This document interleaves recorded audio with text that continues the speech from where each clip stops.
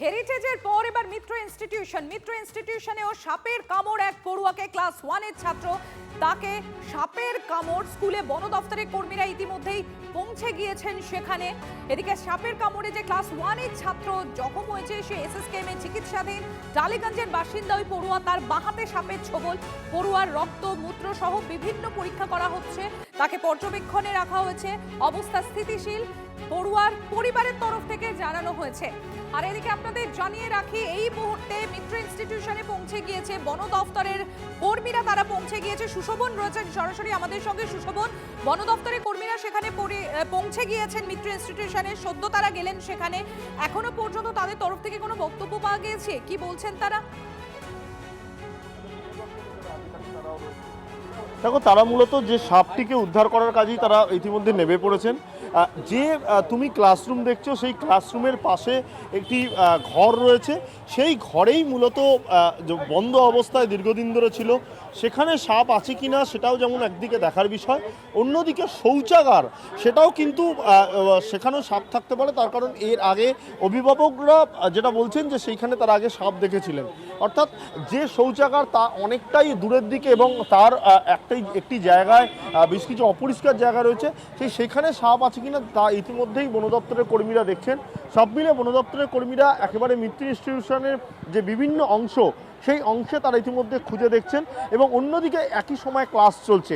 খুব স্বাভাবিকভাবেই যারা পড়ুয়ারা রয়েছেন তাদের মধ্যে যেমন আতঙ্ক রয়েছে, সেই আতঙ্ক অনেকটা বেশি রয়েছে যারা এখানে অভিভাবক, তাদের মনের মধ্যেও রয়েছে।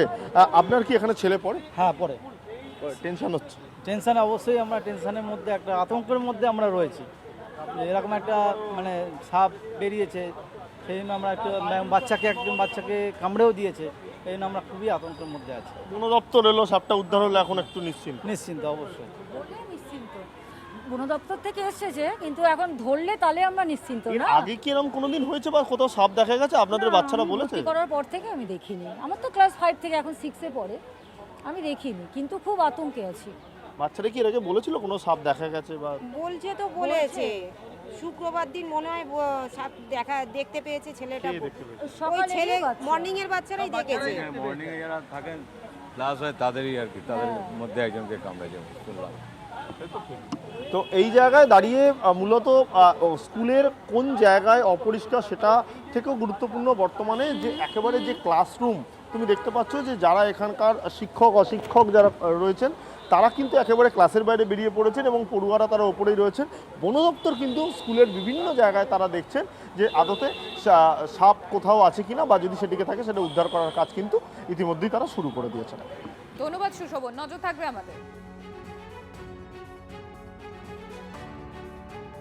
যেরকম আপনাদের জানাচ্ছিলাম যে শিশুকে সাপের ছোবল, সেই শিশুর পরিবারের তরফ থেকে জানানো হয়েছে যে সেই শিশু এখন, অর্থাৎ সেই পড়ুয়া এখন নিরাপদেই রয়েছে, স্থিতিশীল রয়েছে তার অবস্থা, এসএসকেএম চিকিৎসাধীন রয়েছেন। তার মা কি বলছেন একবার শোনাই আপনাদের। স্কুলে 10টা 25-এ ছুটি হয়, তখন সবে আমি বেরাচ্ছি তখনই ফোন এসছে যে আপনি পিজি হসপিটালে চলে আসুন। ওরা অনেক আগেই পিজি হসপিটালে নিয়ে চলে এসছে। তারপরে আমাকে ওরা ফোন করে জানাচ্ছে যে ওকে এরকম কামড়াচ্ছে, আমরা হসপিটালে অলরেডি নিয়ে চলে। কখন কামড়ালো, কিভাবে কামড়ালো কিছু বলেছে কি? তখন কিছুই বলছে না। আমি এসে তারপর জানতে পেরেছি। আমার ছেলে তখন আস্তে আস্তে কথা বলতে পেরেছে। তখন আমি বললাম যে কি কখন কামড়েছে। ওর নাকে ফাঁকে খামচানোর দাগ, বুঝতে পেরেছেন? ওর নাকে এখানে রক্ত জমে রয়েছে, গায়ে চারিদিকে রক্ত। মারামারি করেছে নাকি একটা বাচ্চার সাথে। তারপরে ও যখন ক্লাসরুমে গিয়ে লোকাতে গেছে, তখন ওর এখানে পুরো একদম সাপে কামড়ানোর দুটো দাগে গর্ত হয়ে আছে। দাঁতের যে দাগ থাকে সেটা পুরো স্পষ্ট গর্ত হয়ে রয়েছে। সেটা দেখেছেন আপনি? হ্যাঁ, আমি দেখেছি সেটা। আর রিপোর্টে কি তাই এসছে? রিপোর্টেও তাই এসছে। যখন আমি এসেছি তখন ব্লাড টেস্ট অলরেডি, ব্লাড নেওয়া হয়ে গেছে। ব্লাড টেস্টে আমি যখন এসেছি তখনই আমাকে ডাক্তার দেখালো, বললো যে আমরা ওখান থেকে বিষটা পেয়েছি, কিন্তু কী সব এই মুহূর্তে ওরা এখন কিছু জানাতে পারছে না। সেটা ওরা ছেলে কেমন আছে এখন কথা বলছে, কিন্তু বললো 24 আওয়ার্স কি 48 ঘন্টার মতো এখন আমাকে রাখতে হবে অবজারভেশনে। আপনারা শুনলেন ওই পড়ুয়ার মা, তিনি বলছেন যে তার সন্তান সেই পড়ুয়া এখন অবস্থা স্থিতিশীল, তবে এসএসকেএম এর তরফ থেকে 24 ঘন্টার অবজারভেশনের কথা জানানো হয়েছে।